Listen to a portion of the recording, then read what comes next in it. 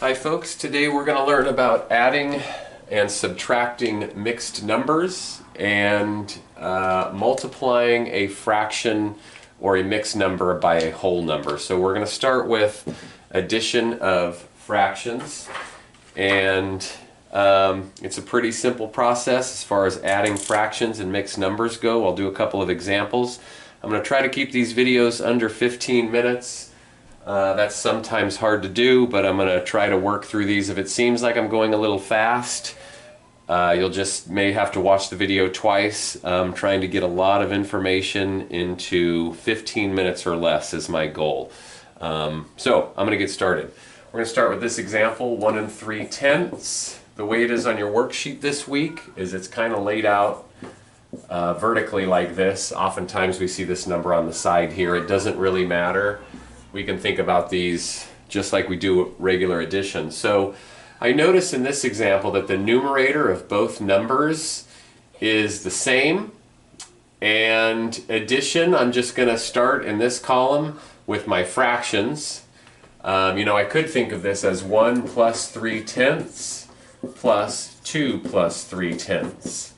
If I add the fractions first, I'll end up with 3 plus 3 is 6. And then since my denominators are the same, in this case a 10, I can add these. If these denominators are different, which they won't be in your work, but you can only add and subtract fractions if they have the same denominator. I've spoken about this as like speaking the same language. So 3/10 plus 3/10 is 6/10. 1 plus 2 is 3. So 1 3/10 plus 2 3/10 is 3 6/10. Let's do another one.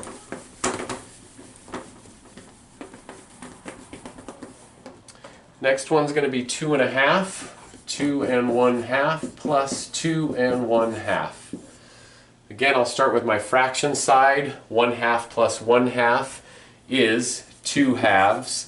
2 plus 2 is 4. If I add these together, I know that 2/2 is equal to 1. So this actually equals 5. 2/2 plus 2/2 is 5 wholes. In class we saw things like this. I'll make 2 1/2. I'm going to separate these into halves so we can kind of get a visual. And in class we filled in some circles and stuff. We don't have the capabilities to do that now. But if I went ahead and I just filled in 2 holes and then 1/2 to model this top number, and I filled in 2 holes down here to model this bottom number, I can see that I've got 4 total holes already if I add my whole numbers, and then I can actually take this half here and I could just kind of move it up here and shade in that like so, and you can see by this picture that I'll end up with 5 holes. So that's one way we've done it in class. Again, we kind of can't do that in this case because we're just going to be working with numbers since we are online. Let's try something else. Maybe we have to regroup a fraction. So I'm going to say 2 3/4 plus 4 3/4. Now this problem is a little different than the previous ones because I still have the same denominator. In fact, I have the same numerator, but I can tell that 3 plus 3 is going to give me 6. My denominator stays the same. And then 2 plus 4 is going to give me 6.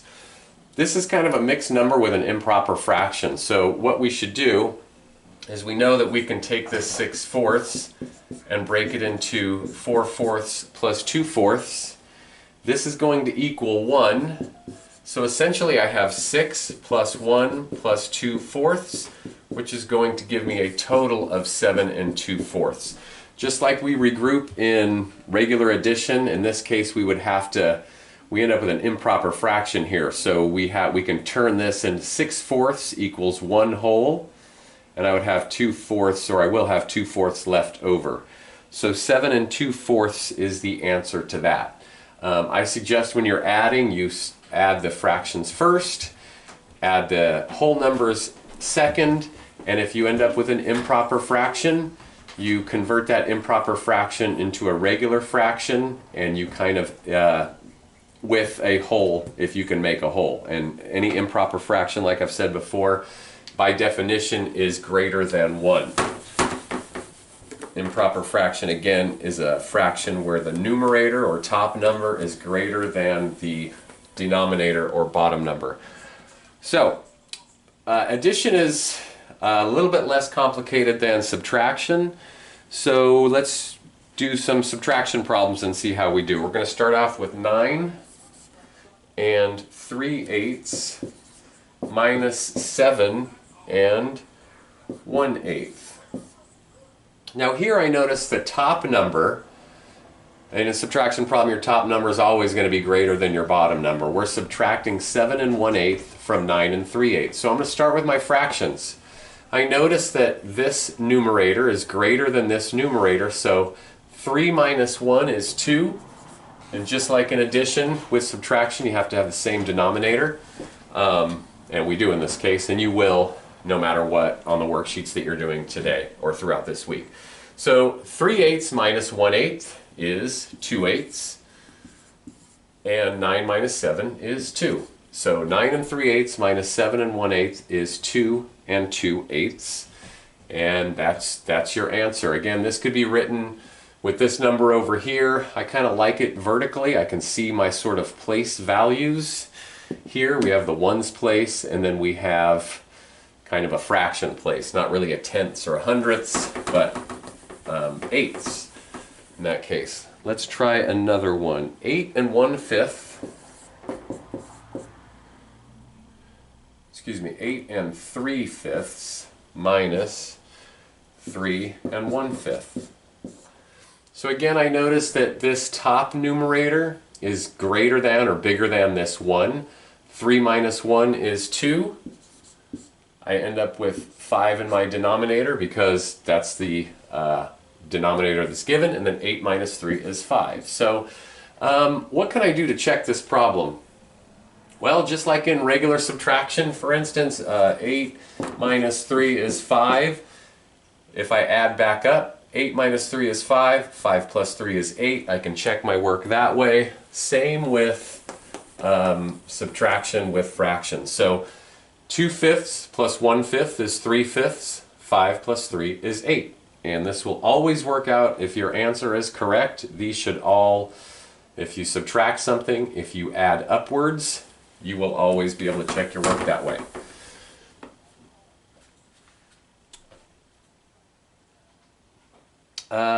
Let's see. I'm going to do that one again, because we talked about in class a different way to go about doing this. So I'm going to show you that right here. One of the ways that we can subtract fractions is we can change the mixed number into an improper fraction and then subtract. So we did this last week. 5 times 3 is 15, plus 1 would be 16/5. Now I have 5 times 8 is 40, plus 3 I would have, or I will have, 43/5. So 8 and 3/5 is the same as 43/5, and 3 and 1/5 is the same as 16/5. So now I have the same denominator, of course, so this allows me to subtract fractions. 43 minus 16 is, well, 43 minus 10 is 33. And then if I subtract 6, and I want to do that count backwards, maybe on my hand, I might say 43 minus 10 is 33, so I'm subtracting this 110. And then I'm going to count back 6, so I'm at 33, 32, 31, 30, 29, 28, 27. So I've subtracted 6, or 16, and I end up with 27/5. Now if I want to turn that into not an improper fraction, it is an improper fraction, into a mixed number, 27 divided by 5 is 5 and 2/5. So these are equal numbers. Again, this is an improper fraction, this is a mixed number because it's got a whole number and a fraction. So you can do these this way. This is pretty simple since this numerator is greater than this one. You can turn it into an improper fraction by the process we learned last week and solve this same problem this way. You'll end up with the same answer. Again, if you add 27 and 16, you should end up with 43. And if you don't, then something is incorrect. Now here's kind of a trickier one. This is subtraction with regrouping. So let's say that I have 7 and 2/9, and I want to take away 2 and 4/9. Now this is the first case where the bottom numerator is greater than this, the top numerator of this top fraction. So I can't take away 4 from 2. So what can I do? Well, since my denominator is 9, I know it takes me 9/9 to make one whole. So 9/9 will equal one whole. So watch what I do here. I have 7 wholes here. If I take one of these 7s, that'll leave me 6 wholes. Now, as far as a whole number and a fraction go, I can add a 9 right here, and that will give me, I'm going to rewrite this, and the reason I'm adding a 9 is because my denominator is 9. So I could take this 7, I could take this 6 rather, well, I'm going to stick with 7. I could take this 7, and I know that 7 equals 6 plus 9/9. And again, I'm using 9 because I know 9/9 is equal to 1. So all I've done is I've regrouped one of these whole numbers, and by adding the 9 to the top number, the numerator, I will end up with 11/9. So let's see if we can do this. Now we have 6 and 11/9 minus 2 and 4/9. So now I've converted this fraction or mixed number into one I can kind of see. Now I've got this numerator greater than this numerator here, so I can say 11 minus 4 is 7. Of course, I'm still sticking with this number here. 6 minus 2 is 4. 4 and 7/9 should be the answer. Again, if I add back up, 7 and 4 is 11. And this is one way to do this. Let's talk about another way to do this. I'm going to rewrite this problem. We'll try solving this with the method of converting the mixed number into an improper fraction. In class, I said this kind of a lot. These are usually easier to solve if you learn how to convert a mixed number into an improper fraction. So again, let's just rewrite this. 9 times 7 is 63, and then the second step is add the numerator. So I have 65/9 minus 9 times 7 is 63 plus 2 is 65. Here I have 9 times 2 is 18 plus 4 is 22. So 22/9. If I subtract 20, the value of this 2 is 20, from 65, I'll end up with 45, and then if I subtract 2 more, I'll end up with 43/9. So 65 minus 22 is 43. 43 divided by 9 is going to be, let's see, 4. I know that 5 times 9 is 45, so that's not going to work. I know that 9 times 4 is 36, and so I can divide 43 divided by 9. Let's just do this as a reminder. By 9 is 6. Excuse me, not 6. It's 4. And then I take away my 36 here. I end up with 7. So 7/9. So 43/9 is the same as 4 and 7/9. 9 times 4 is 36. If I add 7, I'll end up with 43. So converting these into improper fractions might make it, some people might choose to do it that way. Some people might choose the regrouping way. Let's see if we have time for one more. I'm not keeping track of time, which I should. But there's a lot of stuff to learn here. So let's try 3 2/4 minus 1 3/4. Again, this numerator is greater than this numerator. I cannot take 3 from 2. My denominator is 4, so what can I do? I can regroup. I can take one of these. That'll leave me with 2. I start with 3, I subtract 1, I get 2. And now I'm going to add a 4 in this case. Because I'm adding a 4 because my denominator is 4. So again, I can write 3 as 3 equals 2 plus 4/4. And that's kind of what I'm doing here. I'm taking this 4/4 and adding it to this 2/4, and so I will have 6/4. Let's see, 2 6/4 minus 1 3/4. 6 minus 3 is 3. Put my denominator. 1 3/4 is the answer there. I could also solve it the other way. I can check my work again. 1 plus 1 is 2, or I'll start in this column here. 3 plus 3 is 6. I'm pretty sure I'm right. Let me do it the other way. You choose both ways, or you can choose one of these ways, whatever makes sense to you and you're comfortable with. Use the way that makes sense to you.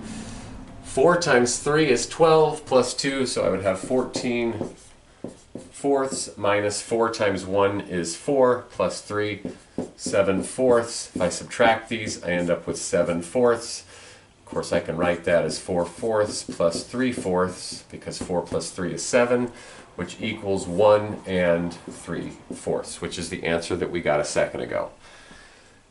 Okay, this can be a little confusing when we get a subtraction problem with this numerator greater than this. But again, if you regroup, you're always just going to end up with 1 less than here. And you just add essentially what the denominator digit is to this. Because we know we can build a 3 out of 2 plus 4/4. So I'm just adding the 4/4 up there.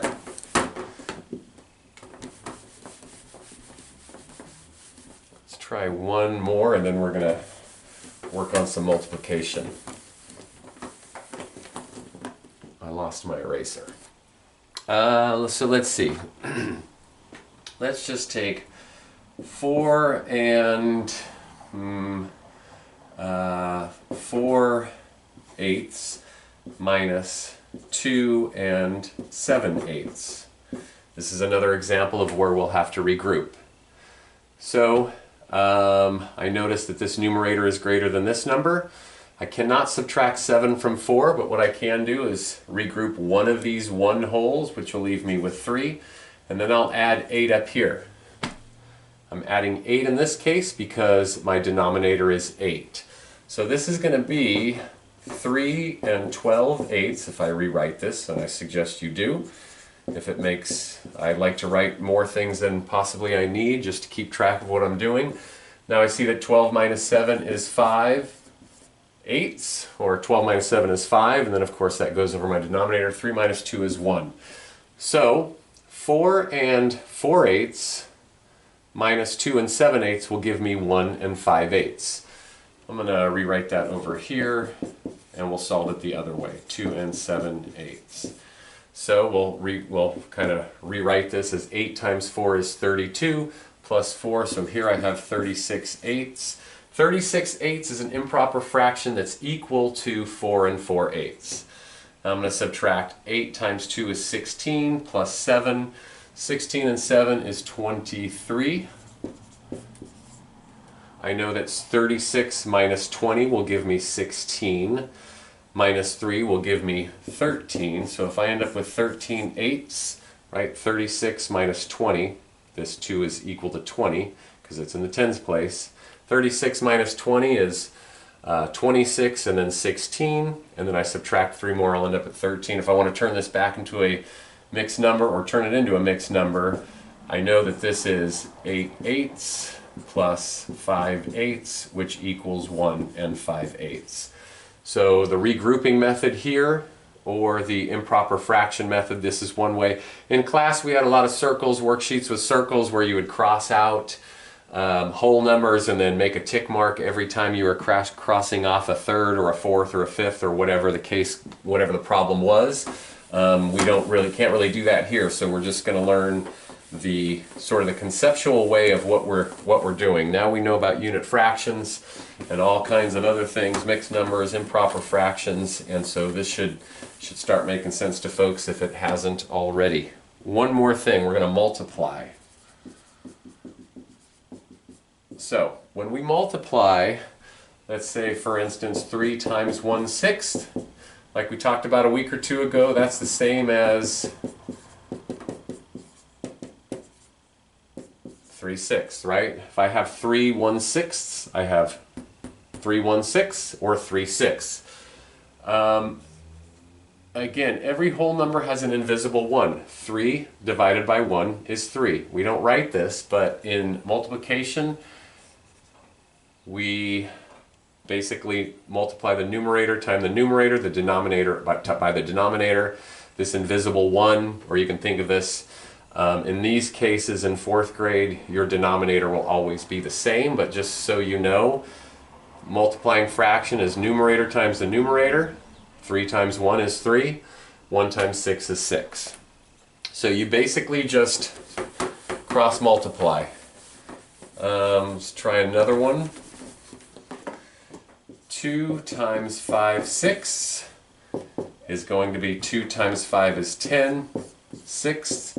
And this is an improper fraction. I'm always going to turn this into a mixed number because it's just easier to, for me at least, to understand that I can make one whole and I'll have 4/6 left over if I have 10 sixths or 10 times 1/6, however you want to think about that. A couple more. Your worksheet has something like this. 8 times 3 and 1/3. In this case, I'm going to multiply the whole number here first, and then the whole number by this, and then I'll add them together. So what I essentially have here is 8 times 3 plus 8 times 1/3.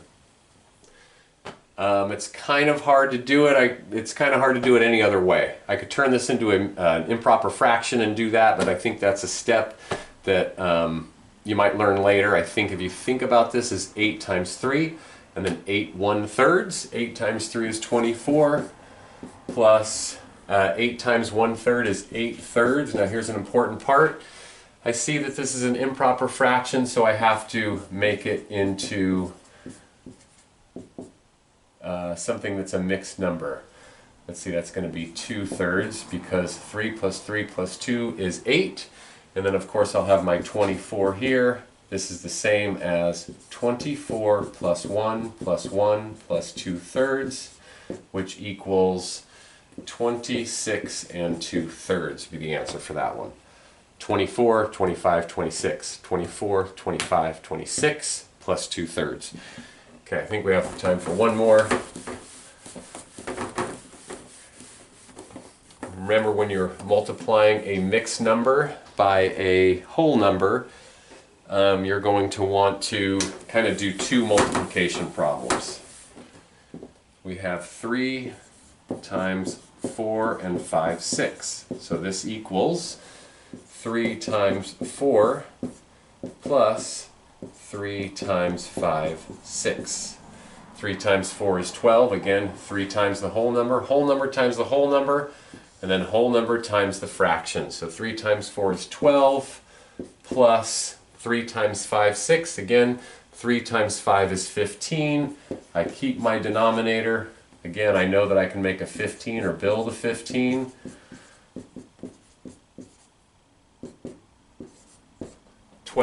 Plus 1 plus 1 plus 3/6 is going to give me 14 and 3/6, or 14 and a half. 14 and 3/6. That's pretty much it for this week, and please email me if you have any questions. I know I'm kind of going fast here. I'm trying to get a lot of different types of examples on so you can refer to them. Please email me if you have any questions. Let me know what you're thinking. If you have any ideas about how I can improve these videos, let me know that too. If I am going too fast or too slow, whatever it may be, please let me know so we can, so I can improve. Have a good day.